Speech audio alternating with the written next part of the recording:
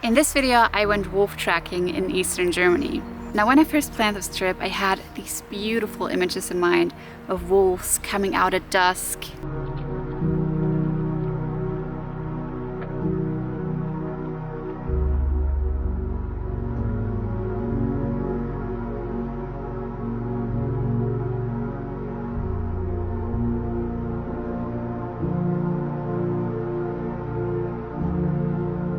Unfortunately, the reality is different, and finding even just wolf tracks was more difficult than I thought. I'm looking specifically for paw prints and poop. Let's see if I get lucky. I was walking through the forest for over 1.5 hours before I found the first signs of wolf presence. And what I found was paw prints. Now, the first thing you want to do is check the length of the print. Wolf front prints are at least 8 centimeters long.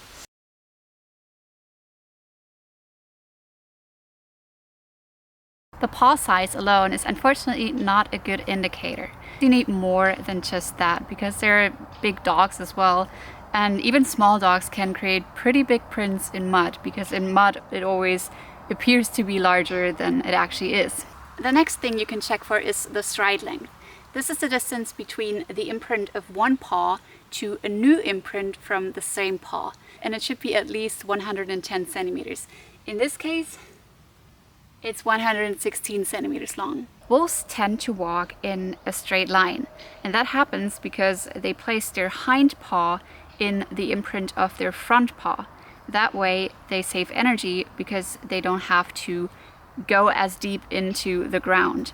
This type of walking is called direct register, and that's why when you find wolf prints, we oftentimes only find the imprint of the front paw, because the imprint of the hind paw is simply not visible because they step in the imprint of the front paw with their hind paw.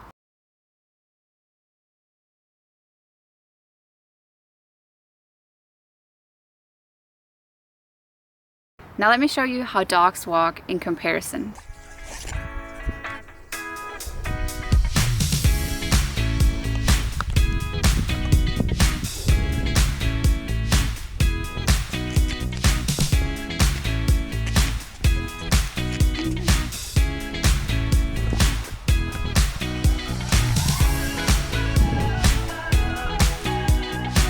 I have my dog with me and I'm gonna attempt to get her paw prints because there's a mud pit behind me and I have this old bed sheet, and I hope to get her prints so we can compare them to the prints of a wolf.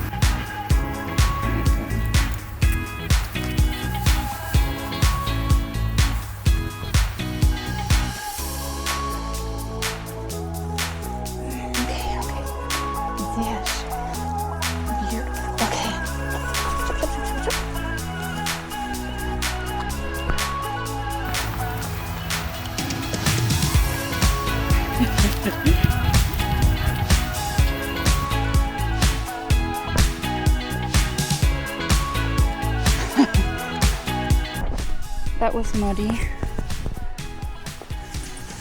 but we got some. Hi, girl. We got some pretty. Okay, how's this? Does this work? Okay, we got some pretty nice prints. Don't walk over it again, please. Don't not. Hey, baby, you did a good job. And I'm muddy too. This is perfect. This is really good. You did a good job. Good job, Gertie. Thank you so much. Thank you for your help. Okay, I think this worked pretty well. We got some good prints, but they're kind of all over the place. Watching the footage, I noticed that her walk wasn't very natural because I was luring her with the treat, and that slowed her down, so she was stopping all the time. The first thing I noticed is that she placed her hind paw and her front paw kind of next to each other rather than in a line, and I think that is definitely due to the fact that she was stopping all the time. The second thing I noticed is that the prints are kind of offset, so she did place her hind paw slightly ahead of her front paw. And I think with this print you can see it kind of well, that the hind paw is placed ahead of the front paw rather than into the imprint of the front paw. Because when this print was created, she was walking in at a more natural pace. I'll show you again in slow motion so you can see yourself.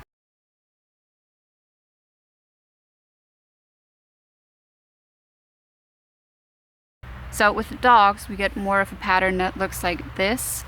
They place their hind paw in front of the imprint of their front paw. And wolves most of the time walk like this.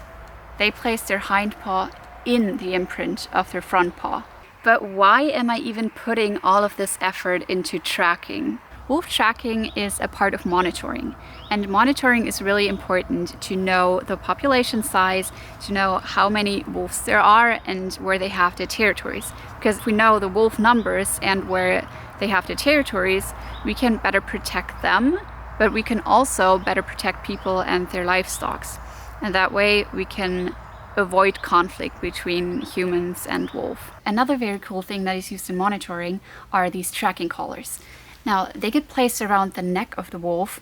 Now, I will say they are pretty heavy, but they come off after 1 year automatically, and then another wolf can be collared. It's just very useful because that way we can monitor exactly where they're walking, and we know exactly where their territories are. After I found the paw prints, I was so happy, but I still haven't found poop. So I was walking through the forest for another hour or so, but unfortunately I didn't find anything. But I still want to show you what wolf poop looks like. Wolf poop is called scat, and I have some here. Unfortunately, I didn't find these myself, but some very kind people here found them a while ago and put them in these containers. Now, we can't open them because they're concealed so that air can't get in, and maybe it's better that way because it would probably smell really bad. But yeah, I have 2 samples of scat here. And you can already see the differences. One is a bit darker and one is a bit lighter in color. Usually when it's darker in color, that means that the wolf consumed more meat. And when it's lighter in color, that means that the wolf consumed more bones and more hair. Wolf poop generally is really coarse. You can find loads of hair, bone fragments, and parts of hoof from deer. The overall length is 20 centimeters at least, and the ends of the poop are pointed. Most of the time they can be found in the middle of the path because wolves use their poop to mark their territory. And you've probably seen this in dogs, that they scratch the ground when they're done pooping or peeing. Wolves do the same thing because wolves have scent glands on their paws, and that way they intensify the scent. And also the scratch marks on the ground make it more visible. That way the mark can be seen more easily. And then I was waiting for it to get dark. If you want to know how many wolves there are in a pack, acoustic monitoring is a really simple and fun way to find out. Well, let's see if this works.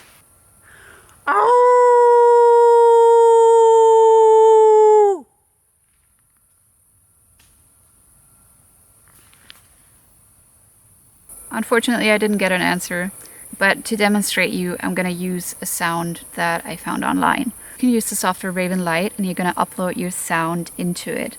And Raven Light gives you a spectrogram. It's essentially a picture of your sound. It makes your sound visible. Individual wolves howl at different frequencies, just like we all have different voices.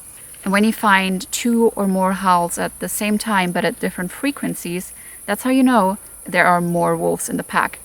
So this is what it looks like when you open Raven Light. This is the spectrogram. Let me quickly play the sound for you.